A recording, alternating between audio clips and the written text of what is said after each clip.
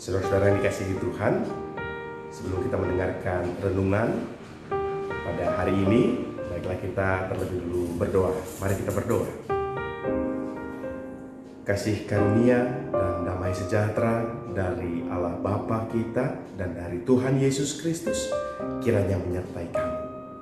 Amin.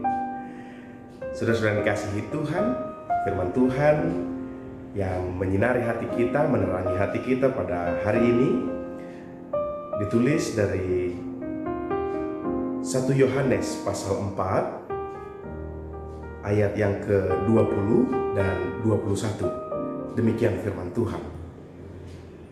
Jikalau seorang berkata, "Aku mengasihi Allah," dan ia membenci saudaranya, maka ia adalah pendusta.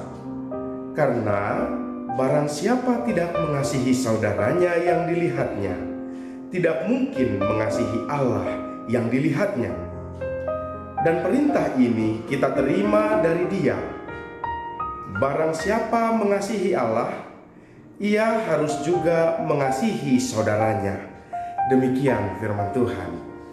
Saudara-saudaraku, saudara-saudara yang dikasihi Tuhan Yesus, kita tahu dari masa-masa kita mungkin anak-anak sekolah minggu, kita sudah dibekali, kita sudah dikhotbahi, kita sudah diajarkan beribu-ribu kali untuk bagaimana kita harus mengasihi. Karena kita adalah orang-orang Kristen, orang-orang yang percaya kepada Yesus Kristus, maka kita juga harus meneladani apa yang Yesus Kristus lakukan di dalam kehidupan ini.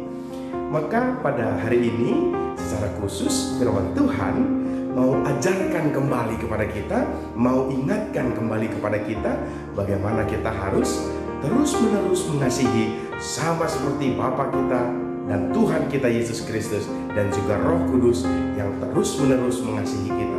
Maka dari itu kami sangat berharap Bapak Ibu Saudaraku yang dikasihi oleh Tuhan kita Yesus Kristus, jangan bosan-bosan dalam mempelajari, dalam mengingat-ingat, dalam merenung-renungkan firman Tuhan secara khusus mengenai bagaimana untuk mengasihi. Karena Tuhan kita tidak pernah bosan untuk mengasihi kita, orang-orang yang percaya kepadanya.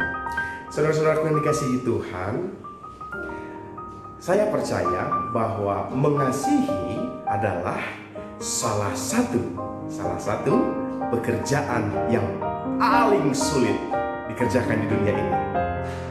Nah, walaupun paling sulit dikerjakan di dunia ini, tetapi seperti yang firman Tuhan katakan, mengasihi adalah pekerjaan yang harus dilakukan oleh setiap orang percaya yang ada di dunia ini. Seperti yang tertulis dalam pasal ayat yang ke-21. Dan perintah ini kita terima dari Dia. Barang siapa mengasihi Allah, ia harus juga mengasihi saudaranya. Nah, Bapak Ibu Saudara, meskipun mengasihi itu sangat sulit, tetapi harus kita lakukan. Oleh karena itu, baiklah kita terus-menerus belajar untuk bagaimana mengasihi. Lalu sering juga timbul pertanyaan, sebenarnya mengasihi itu bagaimana? Oh, tentu saja banyak definisi mengasihi. Kalau kita bahas kasih secara keseluruhan, maka 1 hari atau 24 jam itu tidak akan cukup untuk membahas bagaimana kita harus mengasihi. Tetapi pada saat ini saya mencoba untuk membahas tentang mengasihi dalam teritori kecil. Sebenarnya mengasihi banyak, bisa juga mengaruniakan, menganugerahkan, gitu ya, memaafkan, mengampuni, menegur, menasihati, menyatakan kesalahan, memperbaiki, mendidik, mengajar, melepaskan, merelakan, mengikhlaskan, gitu ya, mendoakan dan mengharapkan yang terbaik bagi sesama kita. Nah, tetapi pada saat ini kita mau diingatkan lebih ke arah bagaimana kita mau mengampuni. Sebab seperti firman Tuhan tadi katakan di ayat yang ke-20, jikalau seorang berkata, "Aku mengasihi Allah," dan ia membenci saudaranya, ya. Jadi di sini ada kata membenci. Kalau membenci artinya dia tidak memaafkan, dia tidak mengampuni. Ada kesalahan saudaranya yang diperbuat kepada dia sehingga dia sakit hati, sehingga dia tidak suka, sehingga dia mendendam karena membenci. Nah, di sini mau dikatakan kepada kita Bapak Ibu Saudara bahwa kita harus mengasihi. Artinya apa? Kita harus tidak membenci. ketika kita dipaksa, ketika kita dituntut sebagai umat Allah untuk tidak membenci. Padahal tadi di awal saya mau katakan, dan saya yakin dan percaya kita semua setuju bahwa mengasihi atau mengampuni atau memaafkan itu adalah salah satu pekerjaan yang paling sulit di dunia ini. Tetapi harus juga kita lakukan. Lalu bagaimana kita mau aplikasikan itu dalam kehidupan kita? Bagaimana mungkin saya mau memaafkan? Bagaimana mungkin saya tidak membenci? Dia sudah membuat hati saya sakit. Dia sudah membuat saya malu. Dia mempermalukan saya di depan umum. Ya? Bagaimana saya mau mengampuni dia? Bagaimana saya mau memaafkan dia dengan perilakunya yang seperti itu? Selain daripada itu juga dia tidak ada rasa ingin meminta maaf, merasa bersalah begitu. Bagaimana saya harus mengasihi? Lebih baik saya mengasihi orang yang mengasihi saya. Saya baik kepada orang-orang yang baik kepada saya. Nah, melalui itu firman Tuhan juga mau ingatkan kepada kita, ya, bahwa Allah benar-benar luar biasa. Di Matius pasal yang kelima ayat yang ke-45 dikatakan, karena dengan demikian kamu menjadi anak-anak Bapamu yang di surga, yang menerbitkan matahari bagi orang yang jahat dan orang yang baik, dan menurunkan hujan bagi orang yang benar dan orang yang tidak benar. Kasih Tuhan mau menunjukkan bahwa Tuhan tidak hanya mengasihi orang-orang yang mengasihi Tuhan, tetapi orang-orang yang tidak mengasihi Tuhan juga Tuhan kasihi. Itu sebabnya dikatakan tadi, Tuhan menurunkan hujan dan memberikan matahari untuk orang-orang yang benar dan orang-orang yang tidak benar. Maka kita juga diminta untuk mengampuni, mengasihi orang-orang yang baik kepada kita dan juga orang-orang yang tidak baik kepada kita. Saya mau sampaikan Bapak Ibu Saudara-saudaraku bahwa kita diciptakan oleh Tuhan bukan sebagai orang-orang yang biasa, bukan sebagai orang-orang normal. Kalau orang normal mengatakan, kalau engkau jahat kepada saya, maka saya juga akan jahat kepadamu. Maka jikalau engkau baik kepada saya, maka saya juga akan baik kepadamu. Itu orang normal. Tetapi Tuhan tidak ciptakan kita sebagai orang normal. Tuhan menciptakan orang-orang percaya, orang-orang Kristen sebagai orang-orang yang supranormal. Supranormal maksudnya bagaimana? Di luar batas normal. Nah, ketika orang-orang supranormal seperti kita ini diciptakan, maka kita tidak boleh mengatakan, jika engkau mengasihi saya akan mengasihimu. Tapi jika engkau jahat kepada saya, lihatlah betapa jahat saya kepadamu. Nah, itu tidak boleh dikatakan oleh orang-orang supranormal seperti kita ini. Maka kita harus berbicara bagaimana? Jikalau engkau mengasihiku, maka aku akan mengasihimu. Tetapi jikalau engkau jahat kepadaku, lihatlah betapa aku akan tetap mengasihimu. Nah, tetapi kembali pertanyaan kepada kita Bapak Ibu Saudara, aduh betapa sulit kita mau memaafkan kesalahan orang-orang yang menjahati kita, mempermalukan kita, menindas kita, mengambil hak-hak kita. Dan firman Tuhan juga katakan, ampuni orang yang menganiaya kamu, doakan mereka. Sulit, benar sulit, tetapi sulit bukan mustahil. Maka saya mau kasih 1-2 tips untuk kita semua, bagaimana kita boleh mengampuni orang-orang yang menindas kita, menyakiti hati kita. Tips yang pertama adalah seperti yang tertulis di dalam Matius 10 pasal yang ke-10 ayat yang ke-12 dan ayat yang ke-13. Demikian firman Tuhan. Apabila kamu masuk rumah orang, berilah salam kepada mereka. Jika mereka layak menerimanya, salammu itu turun ke atasnya. Jika tidak, salammu itu kembali kepadamu. Demikian firman Tuhan. Ya. Apa yang mau disampaikan firman Tuhan itu kepada kita? Ketika kita mungkin benci kepada orang lain, tetapi kita satu sisi lagi tidak boleh membenci, maka bagaimana untuk menyurutkan rasa benci itu, rasa amarah itu dari hati kita? Itu tadi yang disampaikan firman Tuhan, memberikan salam. Karena memberikan salam artinya memberikan damai. Ketika kita berjumpa dengan orang-orang yang kita benci itu, yang menyakiti hati kita, lalu kita terus-menerus memberikan salam kepada mereka. Contoh, kita jumpa di pasar, lalu kita bilang kepada mereka itu, bah, horas lai, ya kan?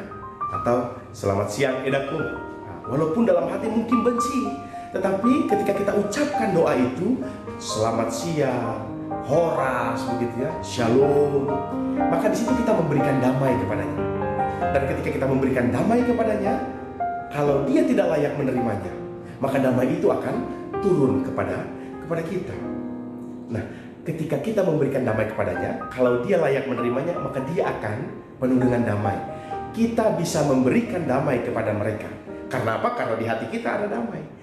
Di hati kita ada damai, kita berikan damai kepada yang kita benci itu, maka lambat laun kebencian itu pun menjadi sumurut atau semakin terkikis, sehingga kasih di dalam hati kita semakin penuh. Itu yang pertama.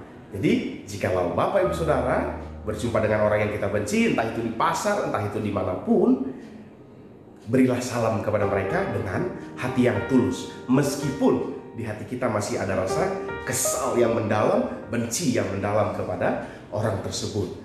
Percayalah, lambat laun karena terus kita memberikan salam kepada mereka, hati kita akan mengampuni. Saran yang kedua, Bapak Ibu Saudara, yang bisa saya sampaikan adalah, saya pernah baca di salah satu media sosial yang mengatakan demikian. Berpura-puralah kamu tidak membenciku sampai kamu lupa bahwa kamu sedang berpura-pura. Ya. Apakah kita bisa mengerti kata-kata itu, Bapak Ibu Saudara?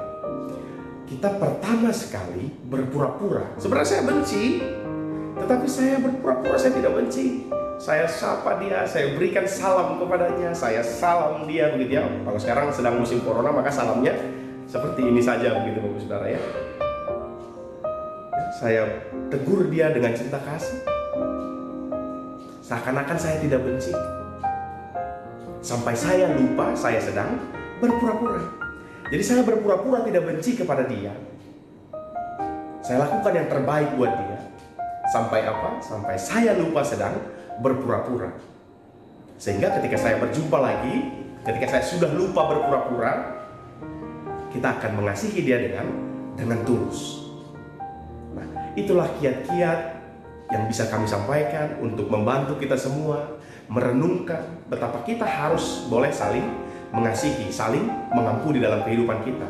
Karena dosa kita juga begitu banyak, Bapak Ibu Saudara. Tetapi Tuhan begitu dahsyatnya mengampuni dosa-dosa kita. Dia tidak melihat kita dari dosa-dosa kita. Maka matahari juga turun atas kita orang berdosa. Hujan juga turun buat kita orang-orang berdosa. Berkat-berkat Tuhan yang melimpah juga turun terhadap kita orang-orang yang berdosa. Bayangkan kalau Tuhan memandang hitam-hitam, putih-putih, maka kita orang-orang yang berdosa tidak dapatkan kasih karunia apapun. Karena apa? Karena kita terus-menerus di dalam kehidupan kita melakukan hal-hal yang menyakiti hati Tuhan. Tetapi Tuhan dengan luar biasa mencontohkan kepada kita untuk kita terus mengasihi, bahkan kepada orang yang tidak mengasihi kita. Seperti yang dikatakan juga dalam Lukas 6 ayat yang ke-33 dikatakan demikian. Sebab jikalau kamu berbuat baik kepada orang yang berbuat baik kepada kamu, apakah jasamu? Orang-orang berdosa pun berbuat demikian. Ya. Kalau kita hanya mengasihi orang-orang yang mengasihi kita, maka apa upah kita? Apa bagian kita? Karena para teroris juga, mereka mengasihi sesama mereka teroris. Tetapi yang bukan mereka tidak kasihi.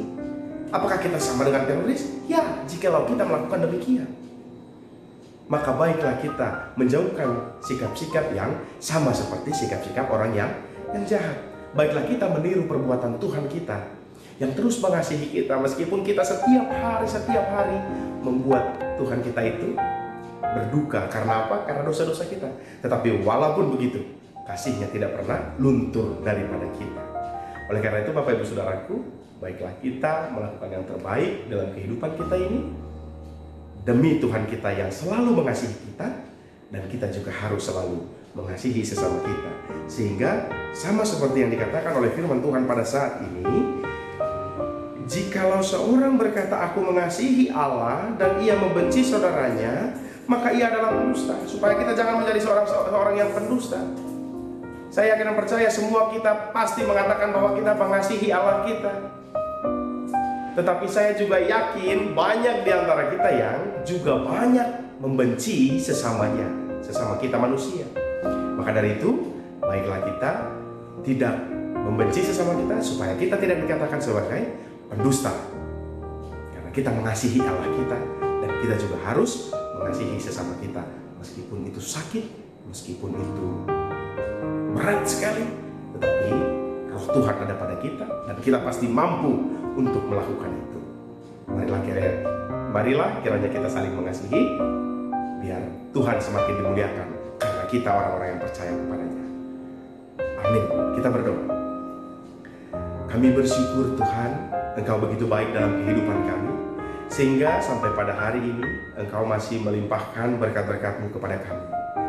Kami orang-orang yang berdosa ini, Engkau tidak pandang dari dosa kami, tetapi Engkau pandang kami dari kasih setia-Mu yang besar. Oleh karena itu Tuhan, ajari setiap kami menjadi pribadi-pribadi yang mau mengasihi sesama kami.